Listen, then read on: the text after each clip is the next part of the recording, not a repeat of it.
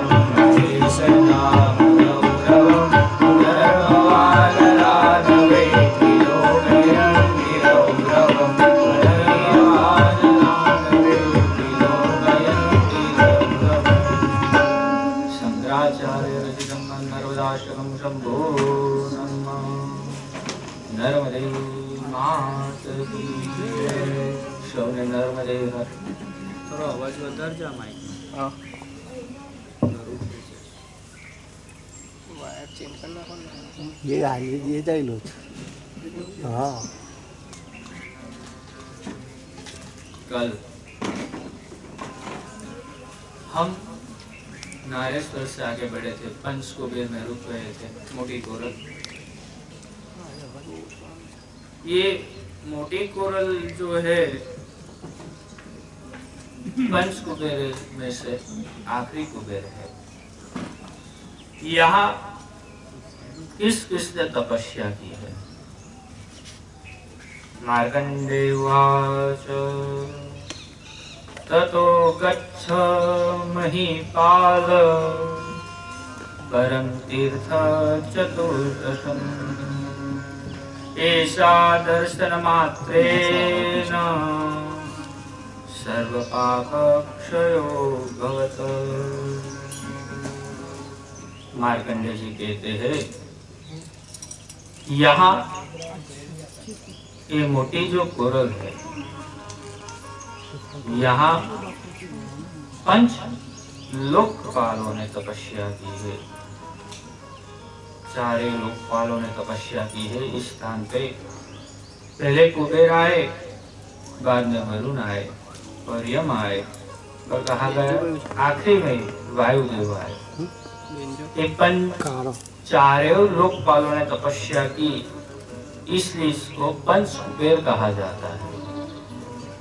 यहाँ कुबेर ने तपस्या की, इसलिए ये पंच कुबेर में से एक कुबेर भी कहा जाता है। ये आखिरी स्थान है और यहाँ पूर्णिमा के दिन और अमावस्या के दिन स्नान, तर्पण और ये महादेव जी के दर्शन करते हो तो आपकी सभी मनोकामना पूर्ण हो जाती है और आपके जो पितृगण पितृलोक में भटक रहे हो उसमें से उनको स्वर्ग की प्राप्ति होती है।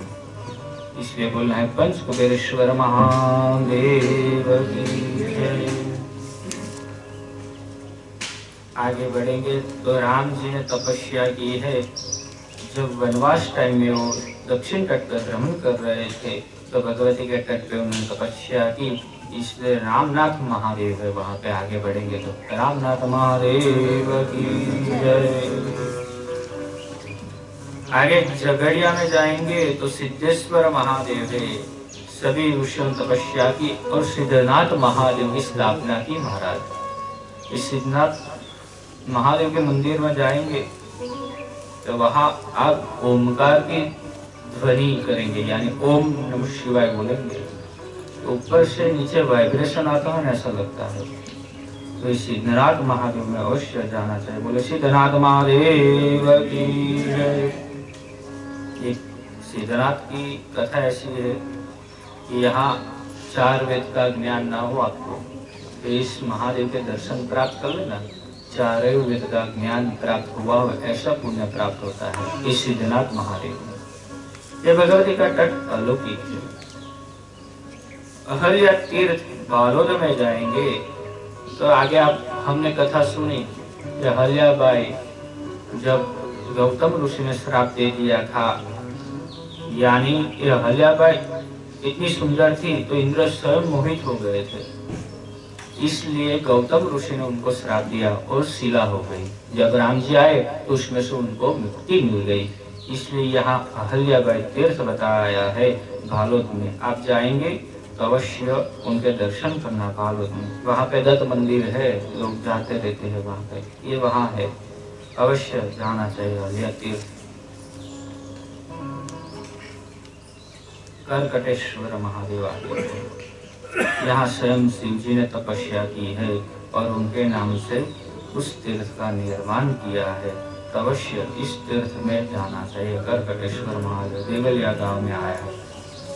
आगे बढ़ेंगे तो जहाँ सक्रेश्वर तीर्थ है, गौतम जी ने श्राप इंद्र को दे दिया था कि आपके इंद्रपद की जो इंद्रपद है उसमें से आपको निष्कात किया जाए, तो उन्होंने यहाँ नर्मदा जी के तट पे तपस्या की भालों से आगे और इंद्रपद की प्राप्ति हुई।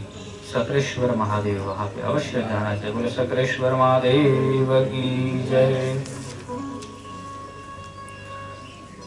आगे बढ़ेंगे तो कहा गया सोम तीर्थ आता है। चंद्रदेव ने तपस्या की है, यहाँ भी चंद्रदेव ने आके तपस्या की तो कहा गया है इस सोमेश्वर में जो मनुष्य ब्राह्मण को भोजन कराएगा और कन्या को भोजन कराएगा उसे 7 जन्म तक ऐश्वर्य प्राप्त होगा और आनंद से रहेगा। बोले सोमेश्वर महादेव की जय। नंदा देवी आएंगी आगे नांदगांव में।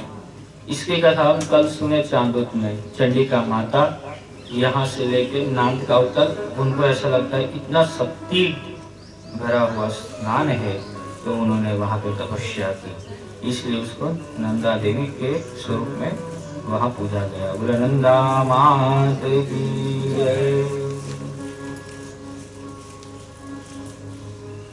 तपेश्वर महादेव है, अभी उसका नाम अपभ्रंश हो चुका है, तलकेश्वर कहा जाता है,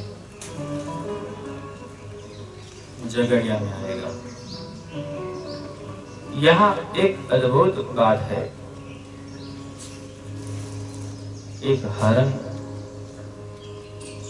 बहुत ही अपने शरीर से पीड़ित था, वो चल भी नहीं पा रहा था, तो उसका शिकार करने के लिए एक शिकारी उसके पीछे चल रहा था। तो शिकारी देख रहा था ये क्या कर रहा है, तो उन्होंने नर्मदा जी के जल में अपना देह त्याग कर दिया हरण ने, और वो शिकारी देखते रह गया कि जल में देह त्याग किया, और उसको लेने के लिए विमान आया है। वो कहां से? स्वर्ग से आया है। तो यहाँ नर्मदा जी में मृत्यु हो गई तो उसको स्वर्ग की प्राप्ति हो गई। तो शिकारी ने सोचा अब ये सब बंद कर दूंगा, हम भी हरि भक्ति में लग जाएंगे। तो उन्होंने वहां पे महादेव की पूजा करने लगा और महादेव प्रसन्न हुए। माँ क्या चाहिए तेरे को? तब वो शिकारी कह रहा है प्रभु आपके दर्शन हो गए, मेरे को कुछ नहीं चाहिए, आप यहाँ सभी का कल्याण कीजिए। इसलिए उसको तपेश्वर महादेव कहा गया। बोले तपेश्वर महादेव की जय। यहाँ पे अष्टमी, चतुर्दशी, तृतीया का स्नान सबसे महत्व का है। अवश्य यहाँ स्नान और महादेव की पूजा करनी चाहिए, तपेश्वर महादेव की। आगे जनौर गांव आएगा महाराज। ये जनौर गांव की कथा, और जनौर गांव में एक कथा अद्भुत है। कृष्ण परमात्मा जब हुए, उनके साथ शादी रुक्मणी माता को करनी थी। अब ये मनोमन परमात्मा को ही अपना पति मान चुकी थी रुक्मणी माता। उनका भाई जो रुक्मी था, उन्होंने मैया की शादी कराने की सोची। अब मैया प्रभु कृष्ण परमात्मा को पत्र लिखती है, आपको मैं स्वीकार कर चुकी हूँ, आपको मेरे को स्वीकार करना हो तो कल सुबह तक मेरे को यहाँ से निकाल के ले जाइए, लेकिन मैं जीवित नहीं रहूंगी। तब प्रभु ने वो पत्र पढ़ा और प्रभु स्वयं अर्जुन के साथ माता जी का हरण करने के लिए निकले, और माता जी को अपने रथ में बिठाया तो देखा कि रुक्मी भी उसके माता के रथ के पीछे, यानी परमात्मा के रथ के पीछे भाग रहा है उसका रथ लेके। क्यों?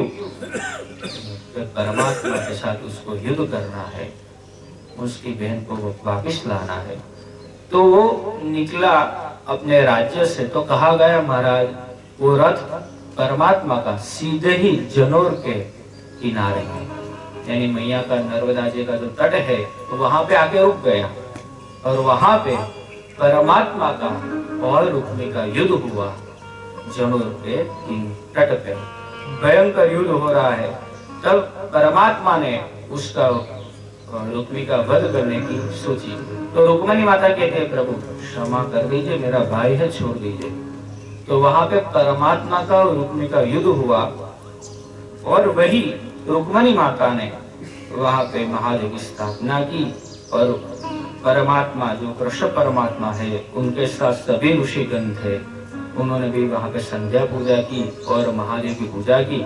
इसलिए इस तीर्थ जनौर में आया है।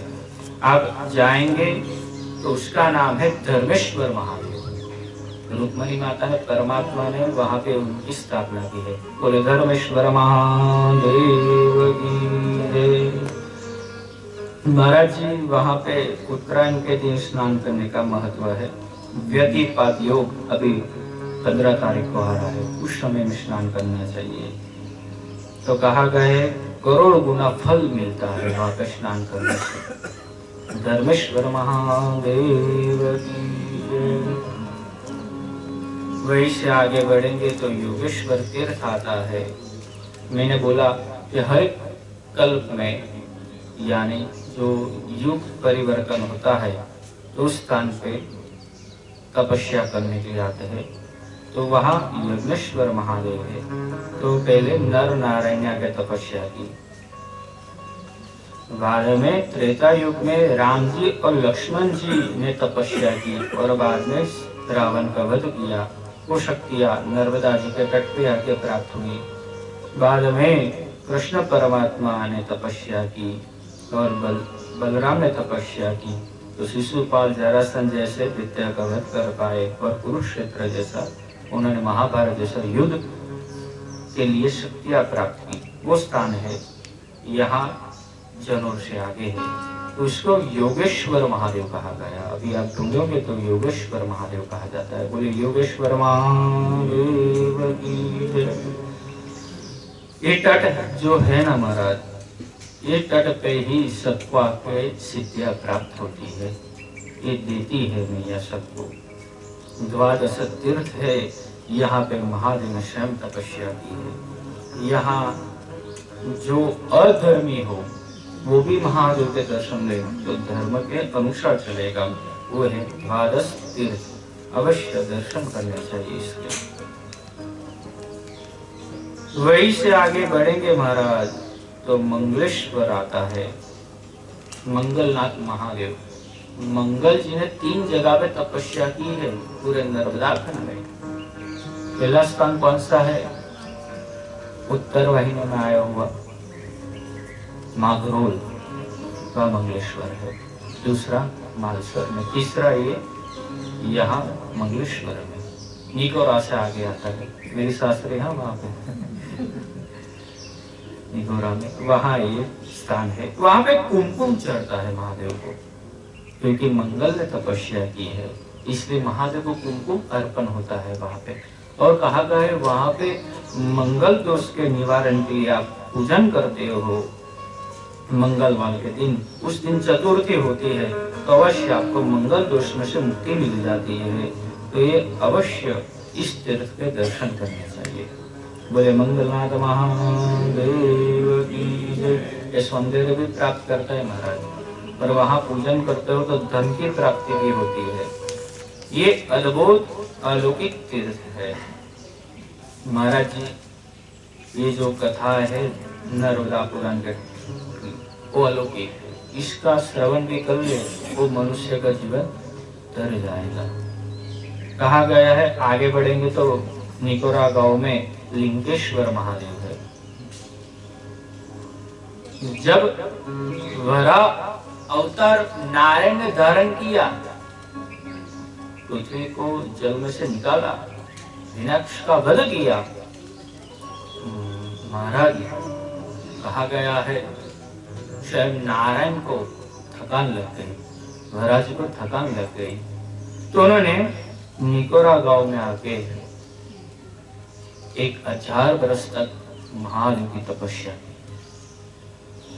तपस्या कर रहे हैं महाराज जी, तो लक्ष्मी जी उनकी राह देख रहे वैकुंठ में, प्रभु जी कहाँ है? तो लक्ष्मी जी ने स्वयं वरई का स्वरूप धारण किया और वहां पे दोनों की शादी हुई, भगवान की और माता की। तो वरई जो है अभी गुजरात में वडोदरा जिले में और भरूच जिले में वरई माता कहा जाता है, उनका मंदिर ज्यादा है। वो लक्ष्मी का अवतार है, उन्होंने वहां पे शादी की वरई के स्वरूप में। तो वरई वरई किसको बोलना नहीं आता है, वरई बोलने लगे, वरई माता वरई माता वरई माता वरई माता वरई माता। यहाँ 2 मंदिर है चांदोद में। ये लक्ष्मी जी का अवतार है। आप जाएंगे लिंगेश्वर के दर्शन के लिए तो महादेव का स्वरूप है, उसके पीछे ही उनका स्वरूप है माता जी का। ये निकोरा गांव में है।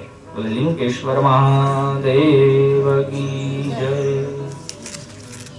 ये वरावतार जो हुआ महाराज जी, उसमें कहा गया है, मार्कंडेय जी कहते हैं कि स्वयं वराजी भगवती नर्मदा जी की परिक्रमा कर रहे हैं, स्वयं नारायण परिक्रमा करने के लिए निकले।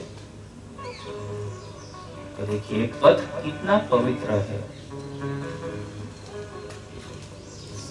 अवश्य इस पथ पे एक बार परिक्रमा करनी चाहिए महाराज। और वरा जी ने कहा गए 5 जगह पर तपस्या की है। आगे श्वेतवारा है, मंगलनाथ महादेव है, वहां पे श्वेतवारा है, भगवान ने वहां भी तपस्या की है।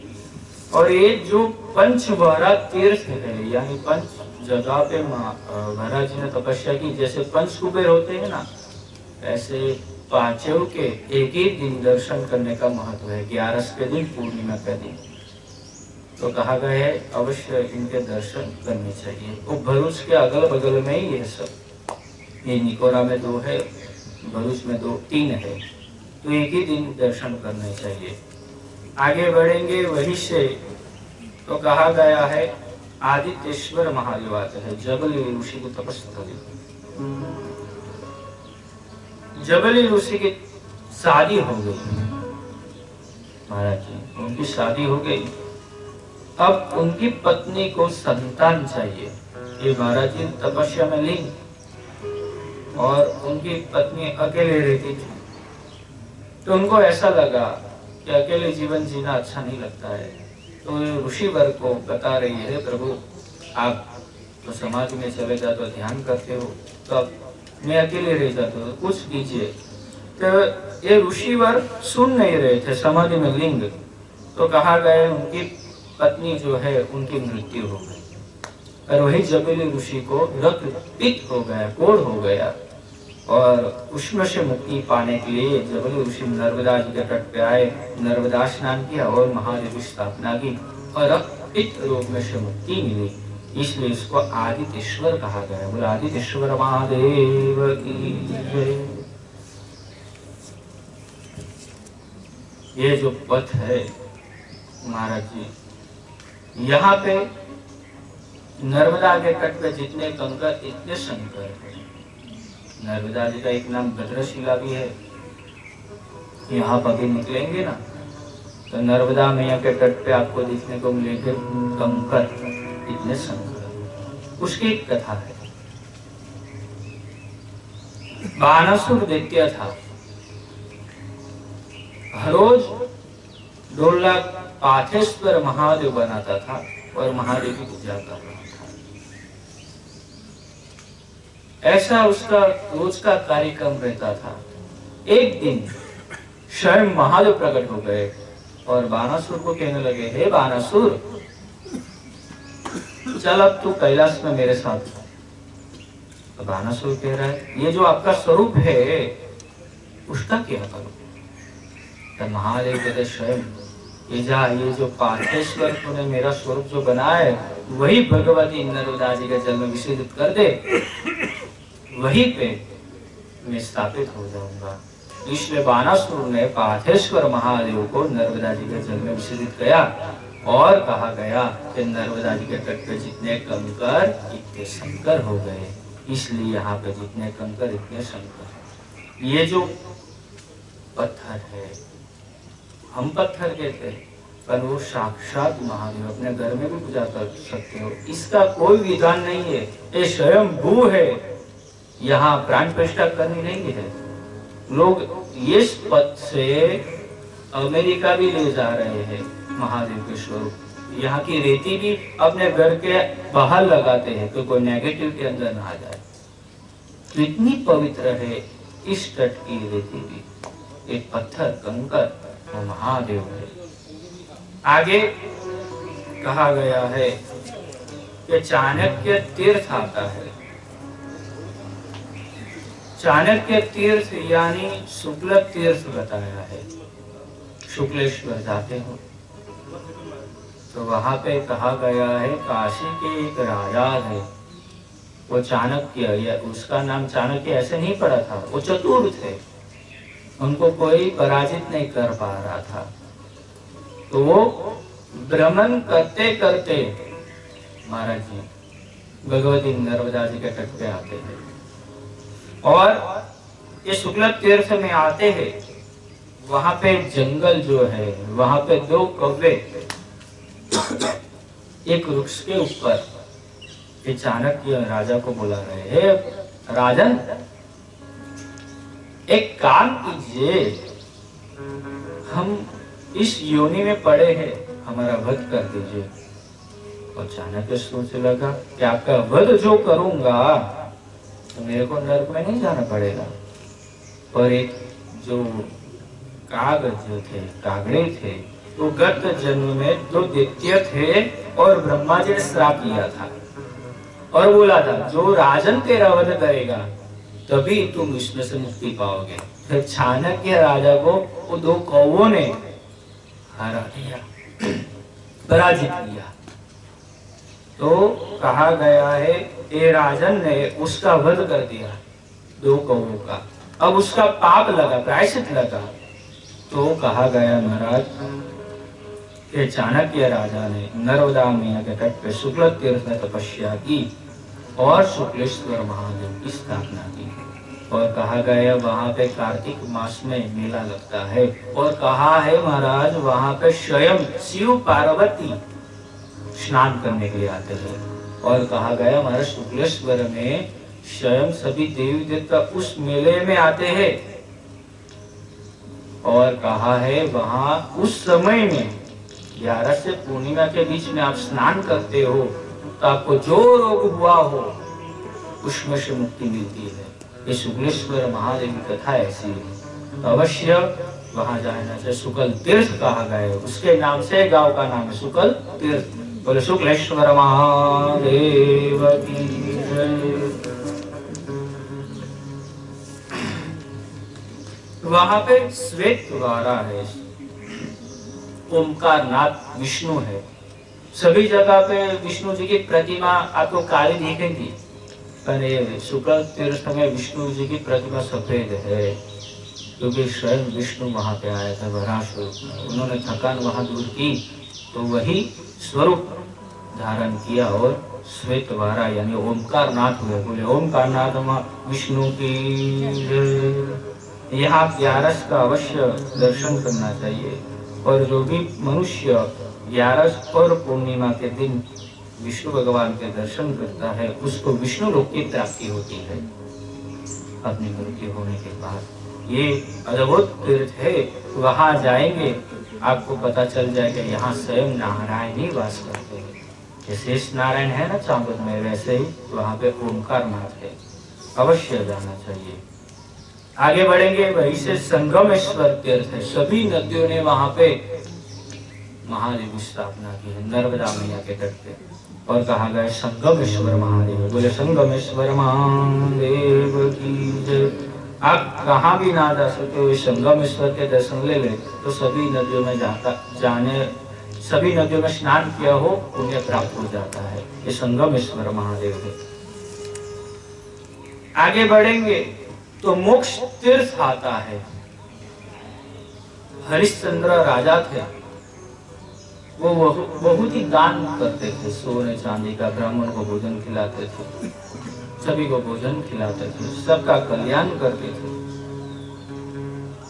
पर उनको आनंद प्राप्त नहीं हो रहा था, तो उनके कुल गुरु ने बताया कि आप ऐसा कीजिए, नर्मदा जी के तट पे जाइए तो वहां आपको आनंद प्राप्त होगा। तो हरिश्चंद्र ने यहाँ आके तपस्या की और अपने देह का त्याग किया, इसलिए उसको मोक्ष तीर्थ कहा गया है।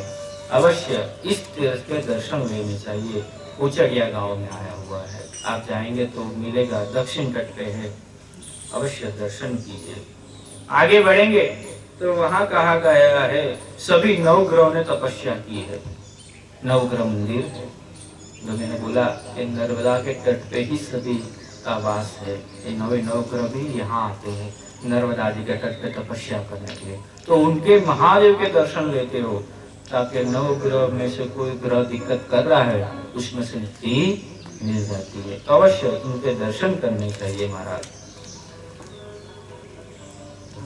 सर्वेश्वर महादेव प्राप्त उचड़िया में ही है। वहां पे वासुकी नाग, अक्षर, कालिया और सभी नागों ने आकर तपस्या की और महादेव प्रसन्न हुए और बोलने लगे क्या चाहिए आपको। तब महादेव से सर कह रहे हैं प्रभु हमारे पुत्र और पौत्र सभी की रक्षा करना और सभी पुत्रों के कल्याण करना। तब महादेव कहते हैं अवश्य यहाँ जो धर्म के मार्ग पे चलेगा उसकी रक्षा मैं करूंगा। इसलिए उसको कहा गया सर्वेश्वर महादेव। बोले सर्वेश्वर महादेव की जय। आगे बढ़ेंगे, गोपेश्वर है, वो भी ऋषियों के द्वारा स्थापित किया गया है, उसके दर्शन लेने चाहिए गोपेश्वर महादेव के। वहीं से आगे बढ़ते हैं नर्मदा मैया के तट पे तो मार्कंडेश्वर महादेव आता है। भरूच के पास जूना माड़वा गांव है, अंकलेश्वर भरूच के बीच में, यहाँ मार्कंडेश्वर महादेव है। कहा गया है कि विंध्याचल पर्वत में दंडकारण्य वन था, उन्होंने वहां पे 10,000 वर्ष तक तपस्या की और वहाँ महादेव प्रसन्न हुए, तो महादेव ने उनको चिरंजीव का वरदान प्राप्त किया, इसलिए इसको मार्कंडेश्वर महादेव कहा गया है। यहाँ दर्शन लेते हो तो आपकी आयु यानी रोग हुआ हो तो उनके दर्शन लेने से आपको रोगों में से मुक्ति मिलती है, इसलिए इसको मार्कंडेश्वर कहा गया। बोले मार्कंडेश्वर महादेव की जय। वैसे आगे बढ़ेंगे करो, वहाँ सुकल तीर्थ से आगे कहा गया है शैव महादेव ने तपस्या की महादेव ने। तो ब्रह्मा जी का पंचमुख था, उसमें पांचवा जो मुख था वो अहंकारी था। हम ब्रह्माष्टमी थोड़ा पढ़ लेना, थोड़ा जानकार हो जाए तो कुछ कहते हैं ना हम हैं और कुछ नहीं है, तो वही ब्रह्मा जी कैसा हो गया। तो महादेव ने उसका वध कर दिया, पांचवें मुख का वध कर दिया। उसके प्रायश्चित के लिए स्वयं महादेव नर्मदा मैया के तट पे आते हैं, ये उचरिया से आगे है। तो वहाँ दर्शन लेते हो तो आपकी सभी मनोकामना पूर्ण हो जाती है, इसलिए उसको ब्रह्मेश्वर महादेव कहा गया। बोले ब्रह्मेश्वर महादेव की जय। वहाँ करोड़ की यात्रा भी होती है, कोटि तीर्थ वहाँ पे सभी ऋषियों ने तपस्या की है। ये भरूच जो स्थान है महाराज, वहाँ पे अधिक मास में स्नान करने का महत्व ज्यादा है। ये करोड़ है, धर्मशाला है, भरभूतेश्वर है। 18 वर्ष में एक बार इस पांचों का स्नान का महत्व आता है। एक कोटेश्वर महादेव है, करोड़ है, आप अवश्य दर्शन करना। वहीं से आगे बढ़ेंगे तो भरूच में आएंगे वापिस, तो वहाँ कपिलेश्वर है। कपिल मुनि ने तपस्या की है, वही कथा है चांदोद में सुनी, आपने आगे भी सुनी उत्तर वाहिनी में। वही कपिलेश्वर में भरूच में तपस्या का कपिल जी ने। बोले कपिलेश्वर महादेव की जय। वहीं से आगे बढ़ेंगे भूतेश्वर महादेव आते हैं। स्वयं महादेव ने वहां पे विभूति भस्म अपने बदन पे लगाई और नर्मदा स्नान किया, और अभी तक वहां से विभूति की सुगंध यानी विभूति निकलती है, इसलिए उसको भूतेश्वर महादेव कहा जाता है। बोले भूतेश्वर महादेव की जय। कुंभकर्ण के 2 पुत्र हुए, अंतरनाथ महादेव है अंकलेश्वर में। कुंभकर्ण के 2 पुत्र हुए, कुंभ और अंकुर। दोनों ने नर्मदा जी के तट पर तपस्या करने लगे, बहुत ही सालों तक तपस्या की, यानी 100 वर्ष तक तपस्या कर रहे हैं। और महादेव प्रसन्न हुए, मांगे क्या चाहिए? अरे क्या चाहिए? तो कह रहे कि हमारा कोई भजन ना कर पाए। तो महादेव कह रहे हैं क्या विभीषण आपके चाचा से जैसे धर्म के मार्ग पे चलेंगे तो आपका कोई वध नहीं करेगा, अब यहाँ रुकेंगे आपकी रक्षा होगी। पर वो सुने नहीं, तो महादेव ने स्वयं इन दोनों का वध कर दिया। इसलिए अंकलेश्वर में ज्यादा फैक्ट्रिया है, वहां तेल ज्यादा निकलता है। ये दोनों का वध किया, इसलिए वो दोनों को पाताल में डाल दिया महादेव ने, इसलिए उनको अंतरनाथ महादेव कहा जाता है। बोले अंतरनाथ महादेव की जय। गंगेश्वर महादेव, ये कथा गंगेश्वर की है, गंगा जी भरूच में भी आती है। देखिए इसकी कथा वामन अवतार से जुड़ी है। जब वामन जी अपना कद बढ़ा दिया तो आकाश मार्ग में एक नदी जा रही थी, तो वामन जी ने सर अपने पाँव को नदी पे लगाया। तो कहा गया ब्रह्मा जी स्वयं दौड़ के गए कि मेरे प्रभु का चरणामृत है, वो आचमन किया। महादेव ने उस चरणामृत को अपने कमंडल में डाला और कहा गया, और वामन जी ने स्वयं पाँव सीधे भूलोक पे रखा तो गंगा जी यहाँ आ गई भरूच में, इसलिए उसको गंगेश्वर महादेव कहा जाता है। बोले गंगेश्वर महादेव की जय। दशाश्वमेध घाट भरूच, उसकी कथा अलौकिक है। कहा जाता है महाराज ये स्वयं मार्कंडेय जी कहते हैं, समुद्र सरिता सर्व कल्प कल्प क्षयागता सप्त कल्प क्षीणे नम मृतु तेन नर्मदा। एक कल्पों की कथा है। मैं पहले ही बताया कि 7 कल्प यानी 21 कल्प बीत गए और ये 28वां कल्प चल रहा है। इसमें कहा गया है स्वयं महादेव जी ये दशाश्वमेध घाट में आते हैं और बड़े बड़े वेदों का गान कर रहे हैं, यानी वेद में जो श्लोक रहते हैं ना उसका गान कर रहे हैं। तो वहां पे एक पाठशाला यानी ब्राह्मणों कर्मकांड ज्यादा कर रहे, वेदों का ज्ञान ज्यादा वहां मिल रहा था सबको। तो उनको लगा कोई प्रखर आचार्य आया है, तो सभी एक घाट पे गए यानी नर्मदा के तट पे गए और वंदन करें सभी ब्राह्मण लोग, क्या आप आइए हमारे साथ भोजन कीजिए।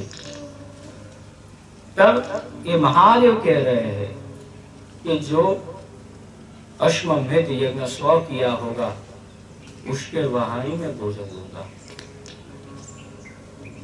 तब वो पंडित लोग बोल रहे हैं, महाराज लोग बोल रहे हैं, ये यज्ञ तो 100 किसने भी नहीं किए हैं,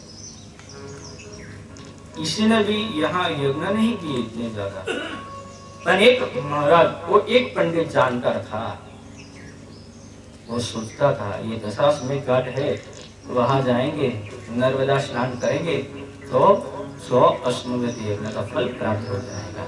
तो उन्होंने नर्मदा स्नान किया वो पंडित ने और महादेव का समीप गया, मैंने किए है यज्ञ इतने ज्यादा। अब महादेव बोले सही बात बोली तुमने, ये जो पथ है यहाँ ये पुण्य प्राप्त होता है, अब तेरे यहाँ में भोजन दूंगा। इसलिए उसका नाम पड़ा दशाश्वमेध घाट, वहां जाना चाहिए भरूच में। ये जो है ना पथ भरूच से लेकर रत्ना सागर तक, ये पुराण में बात नहीं है, ये हम सोचते हैं। हमारा जैसा 2-3 और साधु संत है वो सोचते हैं कि भरूच से लेकर रत्ना सागर तक महादेव ने अपना बचपन बिताया है। जैसे कृष्ण अवतार में भगवान ने मथुरा वृंदावन बिताया ना, ऐसे भरूच से लेकर रत्ना सागर तक उनकी बचपन की कथा है। अब बचपन की कथा शुरू होगी। महादेव छोटे लड़के में प्रकट हुए हैं, सब उसके साथ खेल रहे हैं, ऐसी कथा है ये भरूच से आगे बढ़ेंगे तब। तो कहा गया भरूच से लेके रत्ना सागर तक महादेव का बचपन बीता है, ऐसी एक कथा है। ये पुराण में नहीं है, पर हमारी मान्यता ऐसी, हमारे जैसे 2-3 और महाराज है वो सब सोचते हैं कि महादेव का बचपन वहां बीता है। भृगु कच्छ की उत्पत्ति है, आपको पता ही चल गया। भृगु यानी ऋषि, कच्छ यानी कौच, पूरा नगर कछुए के पीठ पे खड़ा है। ये भृगु ऋषि सोचने लगे कि इस नगर में सभी वर्ण के लोग अच्छे से रह पाए और सबका कल्याण हो। तो उन्होंने तपस्या करने लगे ये भृगु क्षेत्र में, और शिव पार्वती जी विमान में बैठ के भ्रमण कर रहे थे भूलोक का। तब देखा कि भृगु ऋषि तपस्या में है। ये कौन है सांप के राखड़े जैसा, कौन है ये, कौन तपस्या में है, पार्वती जी कह रही है। तब महादेव कहते हैं ये भृगु ऋषि है, मेरी तपस्या में लगे हैं, तो आप दर्शन दे दीजिए। तो महादेव जी ने दर्शन दिए और भृगु ऋषि कहने लगे कि इस जगह पे सभी लोग आराम से रहे, किसी को दुख ना हो। तो महादेव कह रहे कोई बात नहीं, आपको इस तीर्थ का निर्माण करना तो कीजिए, पर लक्ष्मी माता भी चाहती है इस तीर्थ का, इस सानिध्य का अच्छे से निर्माण हो। तो भृगु ऋषि और लक्ष्मी माता ने दोनों ही ने इस भरूच का निर्माण किया, भृगु कच्छ का। और लक्ष्मी माता बोल रही है भृगु ऋषि को कि आप अभी इस तीर्थ का भार जिए, आप चलाइए इस नगर को, मैं आती हूँ वैकुंठ में जाके। तब भृगु ऋषि सबको पढ़ा रहे हैं, सबको ज्ञान दे रहे हैं। थोड़ी समय के बाद लक्ष्मी माता वापिस आई और कह रही इस तीर्थ का भार मेरे को वापिस दे दे, मैं चलाऊंगी अब। तो भृगु ऋषि कहते हैं नहीं, इसका निर्माण तो मैंने किया है, आप कहाँ से आई? तो महाराज जी को बुलाया, पंडित को बुलाया लक्ष्मी माता ने, पूछे सबसे, हमने इस तीर्थ का निर्माण किया है। तब पंडित लोग सोचने लगे कि भृगु ऋषि का साथ नहीं देंगे तो भृगु ऋषि श्राप दे देंगे हमको, और मैया का नहीं देंगे तो मैया श्राप देगी, क्या करें? तो मैंने सोचा ये भृगु ऋषि का साथ दे। तो भृगु ऋषि को बताने लगे, मैया को बताने लगे कि निर्माण भृगु ऋषि ने किया है। तब मैया ने श्राप दिया ब्राह्मणों को, पंडित को, कि आप जितना कमाएंगे आपको संतोष नहीं होगा, हा हा हा करते रहेंगे, और चाहिए और चाहिए। तो मैया ने श्राप वहां भृगु कच्छ में दिया और मैया वहां से अंतर ध्यान हो गई और वहां थोड़े ही समय में सभी नष्ट होने लगा। यानी जो 4 वर्ण के लोग थे वहां छोड़ने लगे, ऋषिगण चले गए। तो भृगु ऋषि दुखी हुए, गलत किया मैंने, तो उन्होंने वापिस भृगु कच्छ में तपस्या करने लगे। बहुत ही सालों तक तपस्या की और वहां स्वयं महादेव प्रकट हुए और बोलने लगे, जा भृगु, तेरा जो मनोकामना है मैं पूर्ण करता हूँ, इस तीर्थ का निर्माण अच्छे से रहेगा। इसलिए वहाँ भृगुरेश्वर महादेव है, अवश्य दर्शन करना चाहिए। भृगु मंडल भी कहा जाता है, भृगु ऋषि की प्रतिमा है, वहाँ दर्शन करने चाहिए भृगु क्षेत्र के।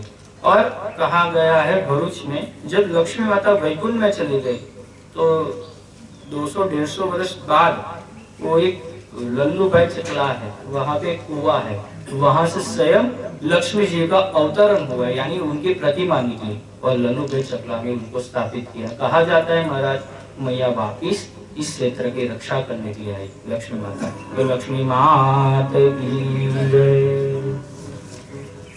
ये भृगु क्षेत्र में भृगु ऋषि ने सोचा कि भृगु संहिता की रचना करो, उन्हें वहां भृगु संहिता की रचना की भृगु क्षेत्र में, इसलिए उसको भृगु कच्छ कहा गया। पर कच्छ क्यों कहा जाता है? तो कहा गया भृगु ऋषि ने तीर्थ का निर्माण किया, तो इस भूलोक का जो भर जिला है शेष नारायण, तो इस तीर्थ का कोई भर जिलने के लिए होना चाहिए ना। तब भृगु ऋषि कह रहे हैं कि किसकी तपस्या करो? तो विष्णु भगवान की तपस्या की, और विष्णु भगवान कहने लगे मैं भर जिलूंगा इस तीर्थ का। इसलिए पूरी नगरी कच्छ की पीठ के ऊपर खड़ी है, इसलिए उसको भृगु कच्छ कहा गया है। उस तीर्थ हमारा जो श्लोक है आखिरी हमने ओमकारेश्वर में लिया था, कौन सा? ओमकारे भृगु क्षेत्रे नर्मदा और संगमे सर्वत्र दुर्लभारेवा त्रिषु स्थाने विशेषता। ज्ञान शानदार के महाराज जी आए थे प्रवचन देने के लिए यहाँ, उन्होंने भी बताया था कौन सा श्लोक?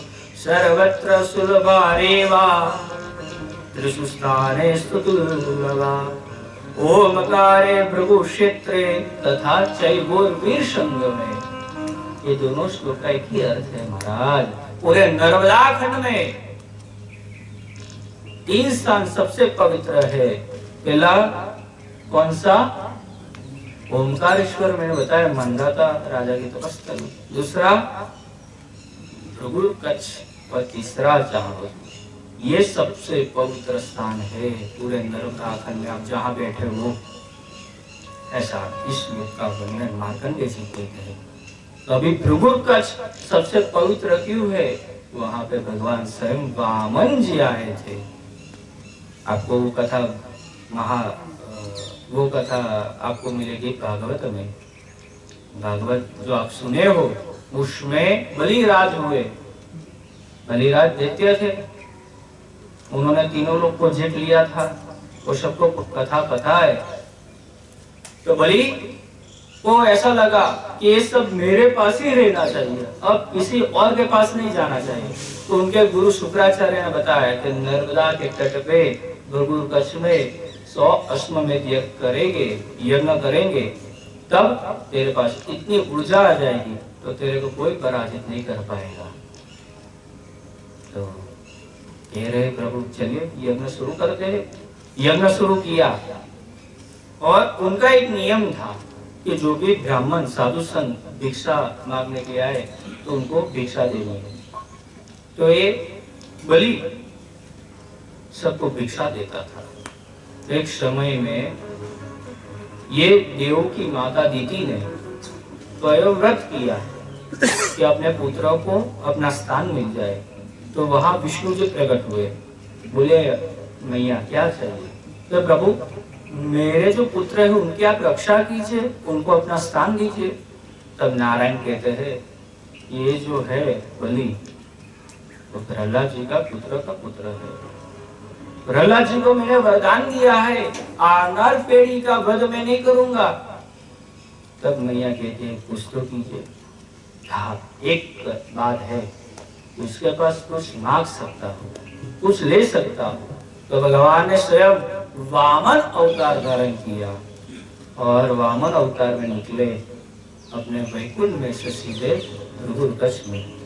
विष्णु वामन थईने चालिया रे, विष्णु वामन थईने चालिया रे, मारा मारा वामन थईने चालिया रे।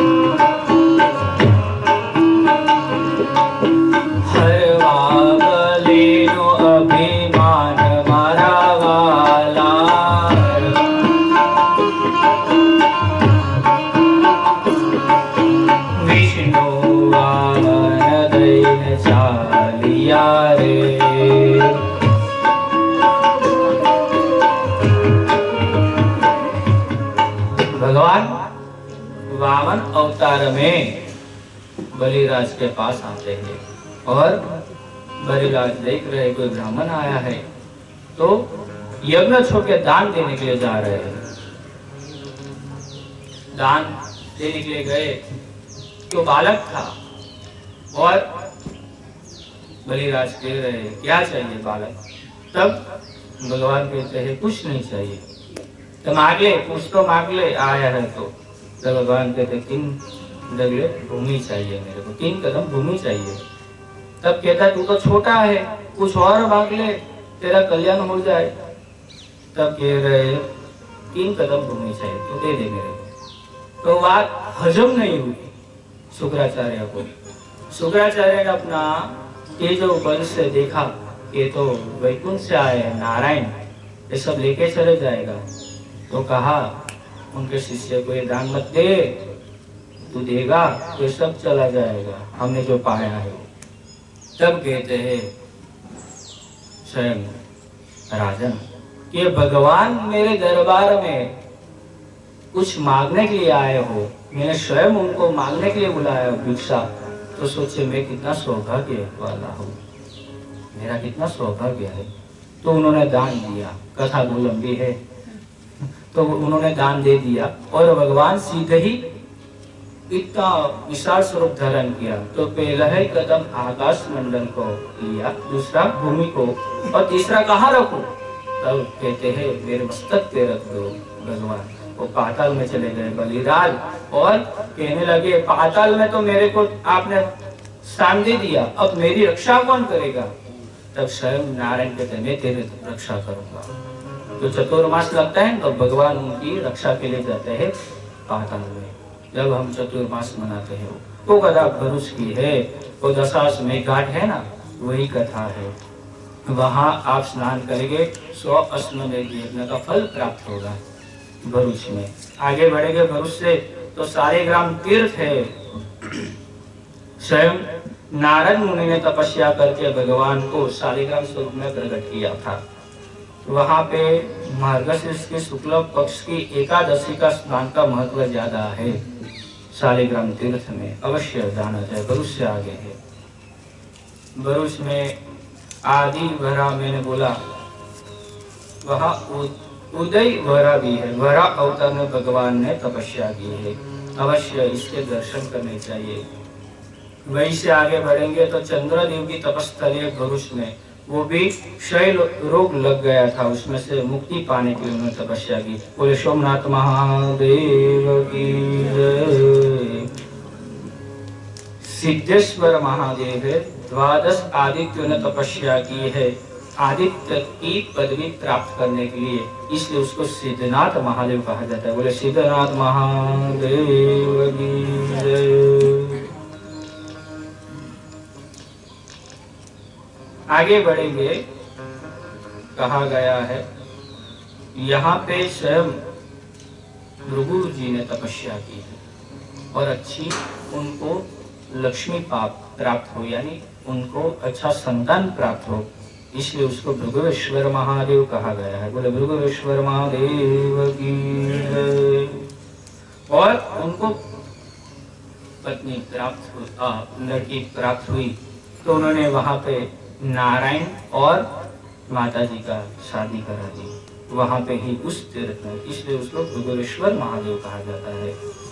वहीं से आगे बढ़ेंगे तो कहा गया है महाराज कि नर नारायण तपस्या में थे और स्वयं कहा गया है कि इंद्रदेव वो तपस्या से डर गए कि उनको ऐसा लगा कि मेरा पद मांग ले तो क्या करूं, तो स्वयं कामदेव को वहां भेजा, अप्सरा को भेजा और नर नारायण जहाँ तपस्या करे उनके सामने नृत्य करने लगे।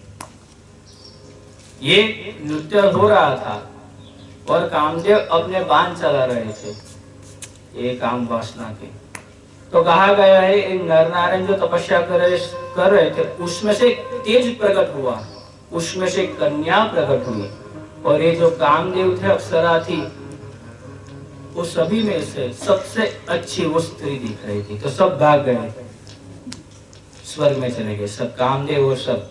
इतनी अच्छी है, इतनी हमारे इतनी ऊर्जा है इसमें, इतनी ज्यादा ऊर्जा है, इतनी पूरे पृथ्वी की ऊर्जा को ढक दिया है।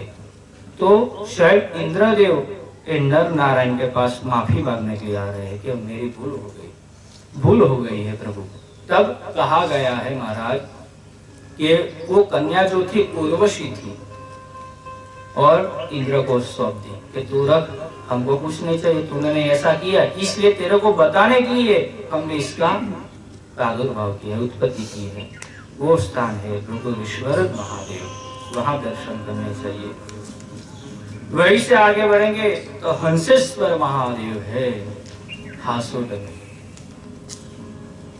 महाराज ब्रह्मा जी का वाहन हंस स्वयं तपस्या की है इस स्थान पे और ब्रह्मा जी का वाहन बना है, इसलिए उसको हंसेश्वर महादेव कहा जाता है। हासोट में आया हुआ है। बोले हंसेश्वर महादेव की जय। आगे बढ़ेंगे वहीं से तो कहा गया है मांडव की तपस्थली है, राम कुंड के पास मांडव्य ऋषि ने तपस्या की है, इसलिए उसको मांडवेश्वर महादेव कहा जाता है। बोले मांडवेश्वर महादेव की जय। वही अश्विनी कुमारों का प्रादुर्भाव हुआ है, सूर्य और उनकी पत्नी ने उनकी वहां पे उत्पत्ति की रामकुंड के पास, इसलिए उसको अश्विनी तीर्थ कहा जाता है। अश्विनेश्वर महादेव की जय। रामकुंड के पास बलबला कुंड है महाराज, एक चमत्कार है नर्मदा जी का पथ का।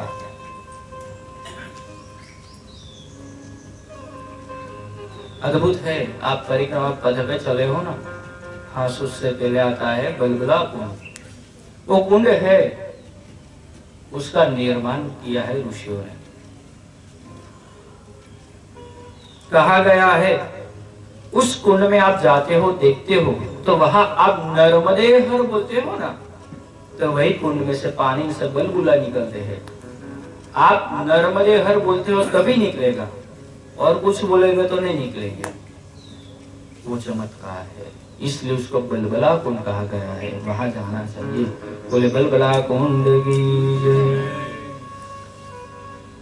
ये भगवती का जो पद है वहां अद्भुत है। वो देखिए सावित्री तीर्थ है वहां राम कुंड के पास, बलबला कुंड के पास, वहां कहा गया है वो तीर्थ के आप दर्शन लेते हो, आप कभी जप नहीं किए हो, गायत्री नहीं किए हो, पितरों का तर्पण नहीं किए हो, तो इस तीर्थ के दर्शन करने से ही आपके पितरों की मोक्ष हो जाता है और 12 वर्ष तक आपके पितृ शिवलोक में रहते हैं। ये सावित्री तीर्थ में जाना चाहिए, राम कुंड के पास, बलबला कुंड के पास है। वहीं से आगे बढ़ेंगे तो कहा गया है कि ब्रह्मा जी ने तपस्या की है।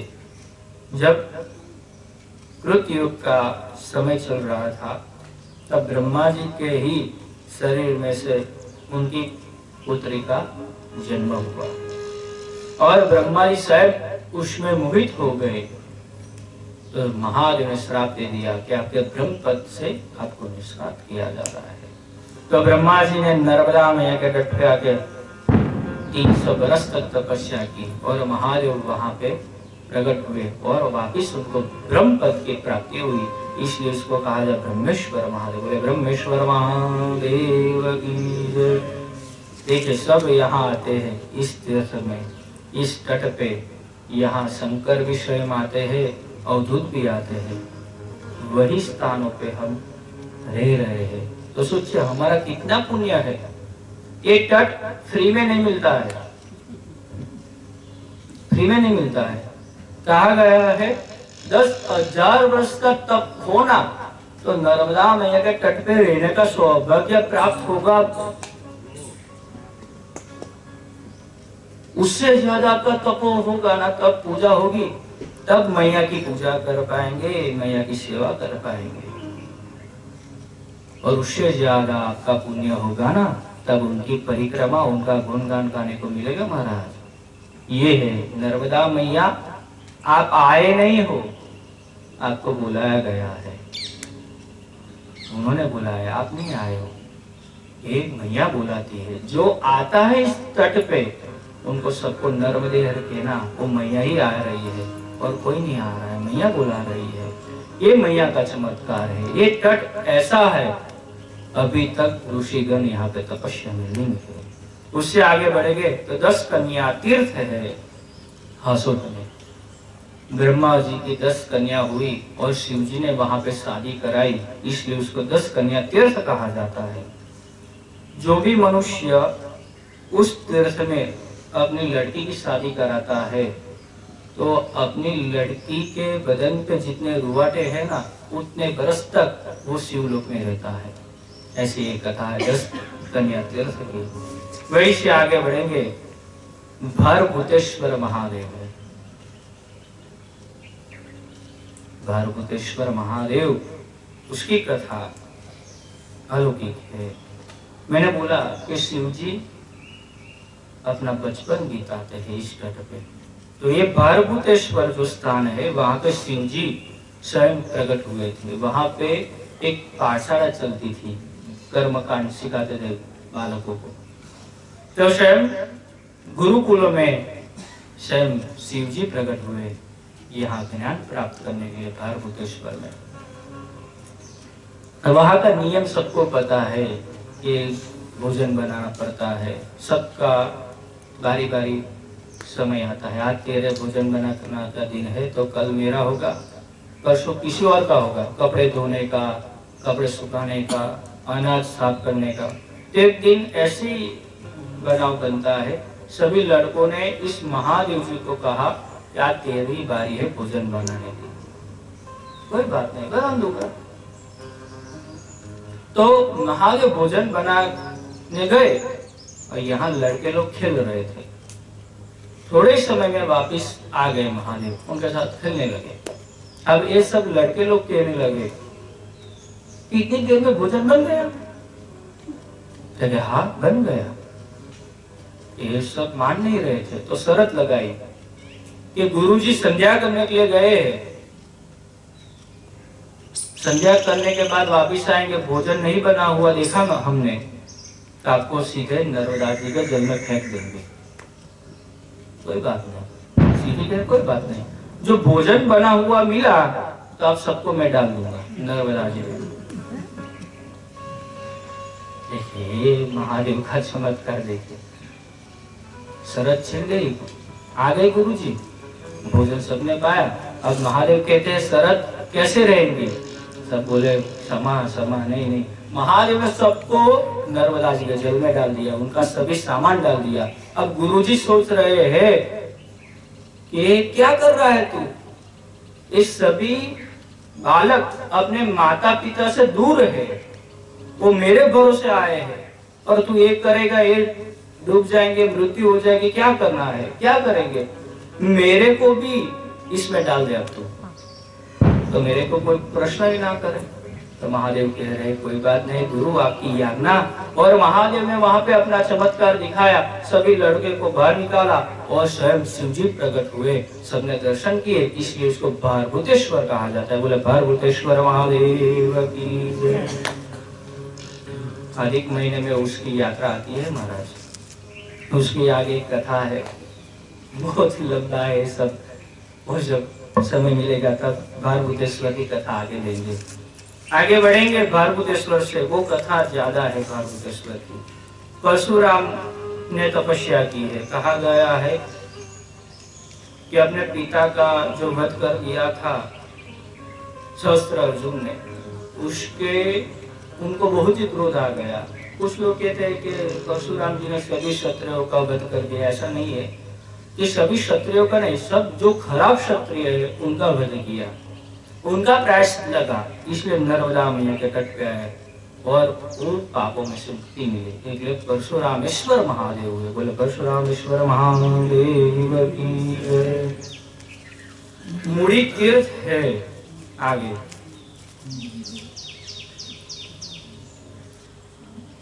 स्वयं महादेव जी एक सन्यासी रूप में प्रकट होते हैं उस गांव में, और गांव वालों को बताते हैं हमको भोजन करना है। वहां पे ब्राह्मण थे, और इस सन्यासी का रूप जो महादेव ने धारण किया था वो स्वरूप सबसे खराब था, यानी उनको शरीर में रोग था, शरीर में से जीवात निकल रही थी। ये ब्राह्मण लोग बोलने लगे कि आपको भोजन नहीं मिलेगा, तो वो सन्यासी आगे चला गया। ये ब्राह्मण लोग भोजन बनाने के लिए गए अपने घर में, तो वहां जो अनाज था सब बिगड़ गया, नया अनाज लाया वो भी बिगड़ जा रहा था, भोजन नहीं मिल रहा था पूरे गांव को। तो कुछ जो पंडित था, सबसे प्रखर था, उन्होंने सोचा उस सन्यासी का हमने जो अपमान किया इसलिए सब हो रहा है, तो सन्यासी को ढूंढने के लिए सब गए और सन्यासी मिला और उनको भोजन कराया। तब से वो गाँव लोगों को भोजन मिला और महादेव ने उनको दर्शन दिए, इसलिए मुडेश्वर महादेव के नाम से प्रसिद्ध है। मुडेश्वर महादेव की जय। दीदी तीर्थ आता है आगे। महादेव ने एक अघोरी का स्वरूप धारण किया और स्वयं महादेव ही लग रहे थे, तो गांव वालों को लगा कि महादेव है और उनके पीछे चलने लगा पूरा गांव और भजन कीर्तन होने लगा। और महादेव ने एक समय में सबको दर्शन दिए, इसलिए उसको डिली तीर्थ कहा जाता है। दंडनाथ महादेव के नाम से प्रसिद्ध है। बोले दंडनाथ महादेव की जय। अवलेश्वर महादेव, महादेव ने एक छोटे लड़के का स्वरूप धारण किया। वहाँ सब लोग छोटे छोटे लड़के खेल रहे थे। अवला होता है, अवले का वृक्ष, ओल अवले के वृक्ष से सब अवले तोड़ के एक दूसरे पे डाल रहे थे और महादेव उनके साथ खेल रहे थे, सबको मार रहे थे, सबको एक दूसरे को मार रहे थे। तो वहां पे कहा गया, एक लड़के बोला कि आप कौन हो, आप क्यों यहाँ आए हो, हमने आपको कभी देखा नहीं है, तू कौन है? तब कहते हैं हम महादेव हैं। और अवला का जो वृक्ष होता है तो वहां पे महादेव चढ़ के सबको दर्शन दिए, इसलिए अवलेश्वर महादेव के नाम से प्रसिद्ध हुए। बोले अवलेश्वर महादेव की जय। जगदग्नि तीर्थ आता है, वहां पे जगदग्नि ने तपस्या की है। अवश्य इस तीर्थ के दर्शन करने चाहिए। वहीं से आगे बढ़ेंगे तो हंसेश्वर ब्रह्मा जी ने तपस्या की है हाथोस में ब्रह्म पद की प्राप्ति करने के लिए, और अपना जो वाहन था हंस उनको प्राप्त किया, वो कथा है। वहीं से आगे बढ़ेंगे वासनेश्वर महादेव 8 वर्षों ने तपस्या की है, 12 वर्ष तक, और नर्मदा जी के तट पे रहे और शिव जी प्रकट हुए, इसलिए उसको वासनेश्वर महादेव कहा जाता है। बोले वासनेश्वर महादेव की जय। वहीं से आगे बढ़ेंगे तो कहा गया है कि विमलेश्वर आ गया है, आखिरी स्थान। तो वो फास्ट चलना पड़ा है आज मेरे को। इसकी कथा बहुत लंबी है, कथा सबकी बहुत लंबी है।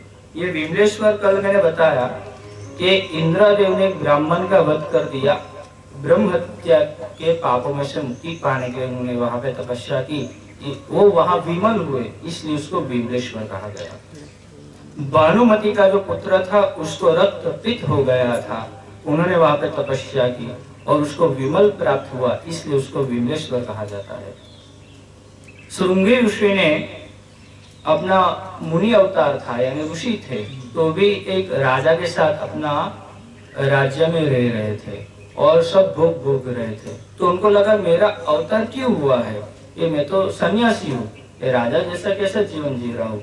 उन्होंने वहां पे प्रायश्चित के लिए विमलेश्वर ने तपस्या की और वो विमल हुए, इसलिए उसको विमलेश्वर कहा जाता है। बोले विमलेश्वर महादेव की जय। ये विमलेश्वर जो है कल मैंने बताया, वहां पे गुप्तेश्वर महादेव है, विमलेश्वर महादेव है और नर्मदा जी का मंदिर है। वहीं से आप तट परिवर्तन करते हो, एक जो लिंग है उसमें से पानी निकलता ही रहता है, पर अभी जो सरदार सरोवर डैम बन गया है, सरदार सरोवर, उसके कारण वहीं से मैया 2-3 किलोमीटर दूर हो गई है। लेकिन पहले वहाँ के पुजारी ऐसा कहते हैं वो लिंग है, वहाँ उसमें से पानी निकलता ही रहता था। अभी पानी है, निकलता है, पर कम निकलता है। आप आचमन भी कर सकते हो। कहा गया है वहाँ पे मैया नर्मदा जी और समुद्र का जल मिल रहा है, वही भ्रमण होकर ऊपर आ रहा है, इसलिए उसको ब्रह्मेश्वर महादेव कहा जाता था। पर ये सब इंद्रदेव ने, भानुमति के पुत्र ने, ऋषि ने तपस्या की, इसलिए उस सबको विमलता प्राप्त हुई, इसलिए उसको विमलेश्वर कहा गया। ये सब कथा अलौकिक है नर्मदा जी की। ये यहाँ हमारा पुराण खत्म होता है। महाराज जी ये नर्मदा पुराण का जो भी पाठ करेगा उसके सभी पितृ रुद्रलोक में जाएंगे। यहाँ जितने एकाग्र से सुना होगा नर्मदा पुराण, उसके सभी पितृ तृप्त हो जाएंगे, रुद्रलोक में जाएंगे। और नर्मदा पुराण आप मन से सुनते हो तो ये यहाँ कितने तीर्थ है महाराज? 67 करोड़ 67 लाख 67 हजार तीर्थ है, यानी मंदिर है यहाँ। तो सभी के दर्शन किए हो ऐसा पुण्य प्राप्त हो जाता है। जब आप परिक्रमा किए हो और बाद में ये नर्मदा पुराण करते हो तो उसका पुण्य ज्यादा मिल जाता है। इसलिए परिक्रमा जो भी करता है उसको नर्मदा पुराण एक बार तो सुनना चाहिए, लेकिन अपने घर में करना चाहिए, तो उसका पुण्य ज्यादा मिल जाता है। और नर्मदा पुराण मैं बोलता हूँ, ये पुराण ही कहता है, जो भी सुनता है अवश्य मैया उनको कुछ ना कुछ तो देती है। ये पथ ऐसा है, यहाँ कोई खाली हाथ नहीं जाता है, जिसकी जितनी श्रद्धा है उतना उसको मिलता है। ये पुराण करने से आपकी सभी लोगों की मनोकामना पूर्ण हो जाती है। ये नर्मदा पुराण है। उसका जो भी मनुष्य दान देगा नर्मदा पुराण का, वो मनुष्य 7 जन्म तक शिवलोक में जाएगा, ऐसा कहा गया मार्कंडेय जी ने। तो यहाँ पुराण की समाप्ति करते हैं और नर्मदा जी का छोटा सा गुणगान करते हैं। ओम नमो नर्मदा माई रेवा, पार्वती वल्लभ सदा शिवा। ओम नमो नर्मदा माई रेवा, पार्वती वल्लभ सदा शिवा। ओम नमो नर्मदा माई रेवा, वल्लभ सदा शिवा। नर्मदे मां माता पिताना चरणों कोटि कोटि वंदन, मारा गुरुदेवना चरणों कोटि कोटि वंदन। मां नर्मदाजीનું જે જલ તત્વ વહી રહ્યું છે, જલ તત્વના ચરણોમાં કોટી કોટી વંદન। मां नर्मदा मैयाના કિનારે જે સાધુ સંતો રહે છે, સાધુ સંતોના ચરણોમાં કોટી કોટી વંદન। मां नर्मदाजीની જે પરિક્રમા કરે છે, પરિક્રમાવાસીઓના ચરણોમાં કોટી કોટી વંદન। आनंदमयी मां की जय, आनंदेश्वर महादेव की जय, कपिलेश्वर महादेव की जय, मार्कंडेश्वर महादेव की जय, ऋणमुक्तेश्वर महादेव की जय, इंग्लेश्वर महादेव की जय, एकलंजी महादेव की जय, कात्यायनी मात की जय, अम्बा मात की जय, महाकाली मात की जय। काल हर, दुख हर, दारिद्र हर, बोले हर हर नर्मदे।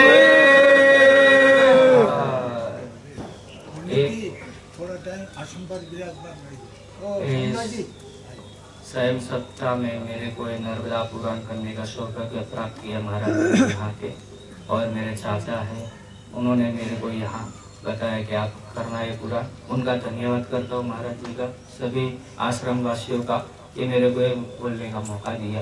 सबको नर्मदे।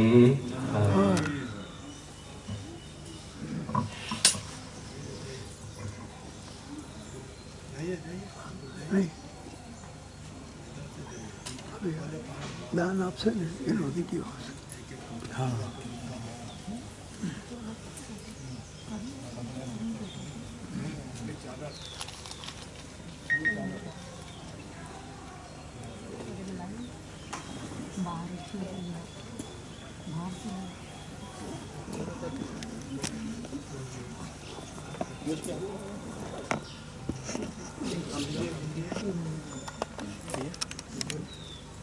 भैया बाकी का माइक स्टैंड इसका वो आगे ये अंदर है और मिलेगा। अच्छा काफिला है ढोलक पर।